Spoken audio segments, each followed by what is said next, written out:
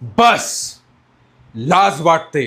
लाज वाटते मराठी म्हणून जन्मल्याची लाज वाटते. फुटक्या कवडीची किंमत नसलेला मी मराठी माणूस. अख्खे पार ते झंडे लावले ना, ते फाटून आता दांडके झाले. दांडके दांडके जे आमच्याच धुंगणावर वापरले जातात. साला तुम्ही खेकडे, तुम्ही गांडूळ. अरे पण खेकड्यांना आज किंमत आहे, गांडूळ खताला आज मागणी आहे, आणि मराठी माणसाला शपथ किंमत नाही.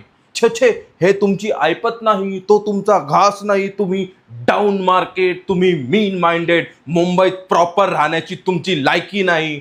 साला मराठी माणूस रोगापेक्षा धसक्यानी मरतो. या धसक्या पोरांनी राडा केलाय. धसका पोरगी पंजाबाबरोबर पडून जाण्याचा धसका, गावाकडची जमिनीचा धसका, मुंबई महाराष्ट्रापासून तुटण्याचा धसका, भूतकाळाचा, वर्तमान काळाचा आणि भविष्याचाही.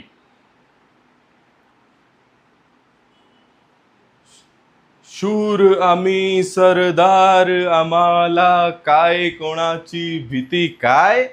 अरे आम्हाला सगळ्यांचीच भीती. मराठी पाऊल पडते पुढे. अरे हट.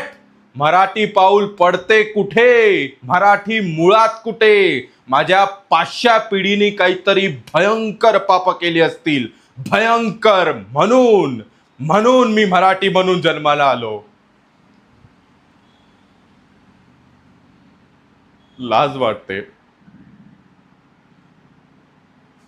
लाज वाटते मराठी म्हणून जन्मल्याची.